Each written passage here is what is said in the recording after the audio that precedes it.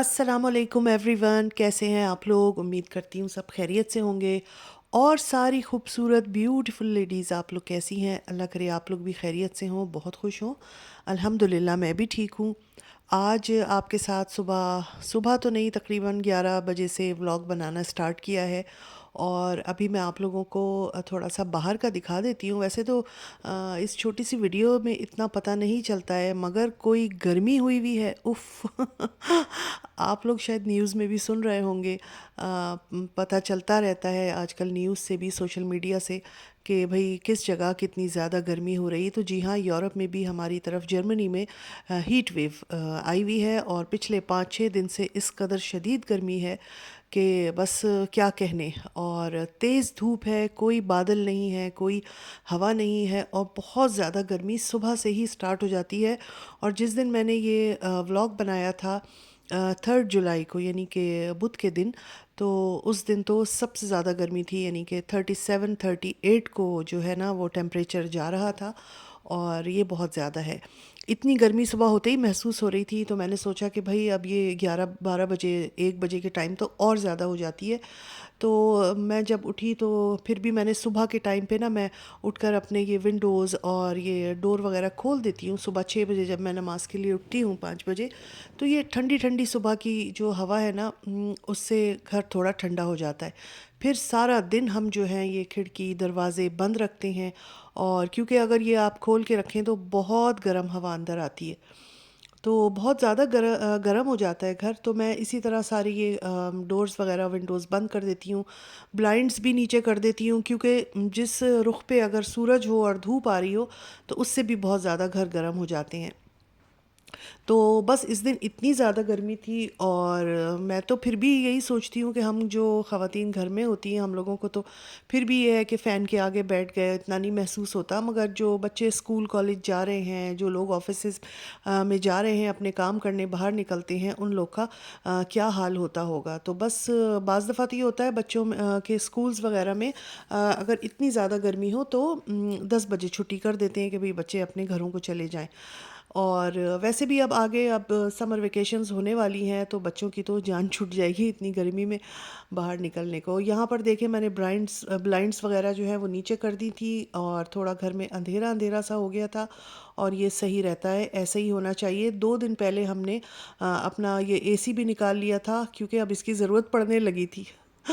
और अच्छा, अब गर्मी जब से आई है ना, तो मैं रोज़ाना ही कोई ना कोई ड्रिंक बनाती हूँ। ये मैंने गोंद कतीरा के 2-3 टुकड़े, 3-4 टुकड़े जो है रात में भिगो कर रखे थे। और इसका हम शरबत बनाएंगे, क्योंकि ठंडा शरबत तो वैसे भी अच्छा लगता है, कोई भी ठंडी ड्रिंक समर्स में। मगर गोंद कतीरा के बड़े मैं देखती थी कि शॉर्ट्स में, वीडियोस में आ रहा था कि गोंद कतीरा का शरबत बनाएं, इसकी तासीर भी ठंडी होती है और ये बहुत अच्छा होता है बोन्स वगैरह के लिए। तो मैंने कहा भाई तो हम भी बना के देखते हैं। तो मैंने फ़िलहाल इसको लाल शरबत में ही बनाया था। आप लोग चाहें तो इसको किसी दूसरे उसमें भी यूज़ कर सकते हैं, दूध में, लस्सी में। तो मैंने गोंद कतीरा डाला उसमें, फिर मैंने थोड़ा सा चिया सीड्स भिगो के रखे हुए थे वो डाले, और पानी, ठंडे से पानी में फिर लाल शरबत डालकर और इसको इस तरह बना लिया था। बहुत अच्छा रिफ़्रेशिंग ड्रिंक होता है। और कतीरा, गोंद कतारा मेरे मुंह से क्या निकलता है, गोंद कतीरा की वजह से इसकी तासीर बहुत ठंडी हो जाती है, और ये आपको गर्मी वगैरह से भी बचाता है। मतलब जैसे लू वगैरह लग जाती है, वो भी नहीं होगी इंशाल्लाह। तो मैंने भी इन गर्मियों में 2-3 बार बना लिया है। आज मैंने सोचा आप लोगों के साथ शेयर कर देती हूँ। अगर आप लोग भी गोंद कतीरा का शरबत बनाकर पियेंगे तो गर्मियों में बहुत अच्छा रहेगा। उसके बाद मैंने सोचा गोभी बन जाए, क्योंकि गोभी मंगा के रखी हुई थी, फूल गोभी। और मुझे तो बहुत ही ज़्यादा पसंद है, मेरे हस्बैंड को भी पसंद है, हम लोग सब खा लेते हैं। तो गोभी बनानी थी, और जल्दी जल्दी मैंने कहा कि भाई ये काम करके गोभी बना ली जाए, क्योंकि वही बात है कि जितनी जल्दी खाना पक जाए गर्मी में तो उतना ज़्यादा बेहतर होता है। वैसे भी इस गोभी को बनाने में कोई बहुत ज़्यादा टाइम नहीं लगता है, और मैं कुकर में बनाती हूँ तो मुश्किल से ये 15 मिनट में बनकर तैयार हो जाता है खाना। तो अल्लाह का शुक्र है, यहाँ पर मैंने प्याज ब्राउन की थी और सारे मसाले डाले हैं, लहसुन अदरक पेस्ट डाला है, और टमाटर डाले हैं, और फिर इन सबको जो है वो भूनना है। और भूनने के बाद फिर हम गोभी डाल देंगे। अच्छा, मैंने पता है क्या किया था, मैंने कुछ अर्सा पहले कीमा बनाया था, भुना हुआ कीमा। तो मैंने उसमें से थोड़ा सा निकाल कर जो है वो फ्रीज़ कर दिया था, कि कभी ऐसा होगा कि हमारे कीमा किसी चीज़ में डालना होगा तो वही फ्रीज़ किया हुआ निकाल के और हम डाल लेंगे। तो वो कीमा जब मेरे पास अभी निकला तो फिर मैंने सोचा क्यों ना गोभी में कीमा डाल लिया जाए। तो कीमे गोश्त के साथ तो कोई भी सब्ज़ी जब बनती है तो वैसे ही मज़ेदार लगती है।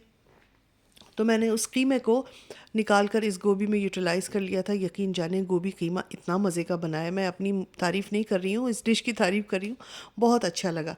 तो कभी इस तरह किया करें, जैसे आजकल गर्मियाँ हैं ना तो मैं यही सोचती हूँ कि जैसे कीमा बनाया तो ज़्यादा बना लिया, आधा हमने उसी वक्त यूज़ कर लिया, आधा फ्रीज़ कर दिया। इसी तरह गोश्त अगर बना रहे हैं तो बहुत सारा भून के बना के और रख लिया, आधा उसी दिन बना लिया, आधा किसी और दिन निकाल लिया। तो हमारी वो थोड़ी सी मेहनत जो है ना वो बच जाती, थोड़ा सा टाइम बच जाता है कीमा भूनने का, करने का। तो मैंने भी यही किया था। और अभी मैंने इसमें गोभी डाल दी और बिल्कुल 2 या 3 मिनट के लिए मैं इसको प्रेशर कुक करूँगी, ज़्यादा नहीं, बिल्कुल 2 मिनट अगर आप कर लें तो बहुत अच्छी गोभी गल जाती है। बहुत ज़्यादा करेंगे तो टूट जाएगी। तो घड़ी देख के मैं तो सिर्फ 2 मिनट करती हूँ और बहुत अच्छी सी गोभी जो है वो गल जाती है। तो जब गोभी गल जाएगी हमारी, थोड़ा सा हम इसको भूनेंगे और उसके बाद फिर इसमें हम कीमा वगैरह जो है वो शामिल कर देंगे। गर्मी के दिन हैं तो सैलेड भी अच्छी लगती है, योगर्ट भी अच्छा लगता है। और बाज़ जगह बाज़ दफ़ा ना वो वाला पानी वाला जो अचार बनता है ना गाजर का और शलजम का, वो भी बहुत अच्छा लगता है। मैं भी सोच रही हूँ, बहुत ज़्यादा तेज़ धूप निकलने लगी है अब, बहुत गर्मी है तो गाजरें भी मिल जाती हैं, शलजम भी मिल रहे हैं। तो जाकर लेकर आऊँगी और किसी दिन वो जो पानी वाला अचार होता है उसका वो बनाएंगे। चावलों के साथ खाने में बड़ा ही मज़ा आता है। और अभी तो मेरे पास सिर्फ टोमेटोज़ थे और वो प्याज थी रेड वाली, तो मैंने थोड़ी सी सैलेड बना ली थी। और गर्मी में तो बस इसी तरह के ना खाने अच्छे लगते हैं, और के हल्के हल्के खाने हों जो जल्दी पक जाएं और खाने में भी मज़ेदार हों। अक्सर दाल चावल भी बन जाते हैं, मैं दाल चावल भी काफ़ी बनाती हूँ। उसके साथ अचार चटनी वगैरह अच्छी सी निकाल ली। ये देखें, ये कीमा जो है मैंने बना के फ्रीज़ कर दिया था और अब मैंने निकाला है, और ये बिल्कुल बना बनाया भुना भुनाया था। और बस मैंने इसको गोभी में डाला है और बस इसको थोड़ा सा भून लेंगे तो मज़ेदार सा गोभी कीमा बन गया था। और उसके बाद काम करके मैं थोड़ी देर आके बैठी थी। गर्मी बहुत ज़्यादा लग रही थी, मैंने एसी भी ऑन कर दिया था। तो क्योंकि इतनी ज़्यादा गर्मी है कि आप पंखे से ज़रा सा हटे और पसीने आ रहे हैं। हालांकि मैंने अपने किचन में ना एक छोटा फ़ैन जो है मुस्तकिल बुनियादों पर उसको वहीं रख लिया है। कभी बर्तन धोने हो, रोटी बनानी हो, खाना बनाना हो तो उसको ऑन कर लो तो ठीक रहता है थोड़ा, मतलब आप ज़्यादा गर्मी में परेशान नहीं होते। तो यहाँ पर ये बन गया था धनिया अच्छा सा धो के और फिर वो भी डाल दिया है। और दोपहर का खाना जो है मेरा गोभी और कीमा जो है ये बनकर तैयार हो गया है। अब मैं इसको निकालूंगी और उसके बाद फिर हम खाना भी खाएंगे। और रोटी मैंने नहीं बनाई थी, रोटी बनाने में तो बहुत ही बुरा हाल होता, क्योंकि हमारे पास ये इलेक्ट्रिक वाले चूल्हे होते हैं, इस पर रोटी बनने में थोड़ा सा टाइम भी लगता है क्योंकि ये गैस के चूल्हों की बनस्बत ज़रा डिफरेंट होते हैं। तो मैंने यहाँ पर स्लाइस जो है वो टोस्ट करके रख लिए थे और गोभी और कीमा के साथ हमने जो है वो स्लाइस खाए थे।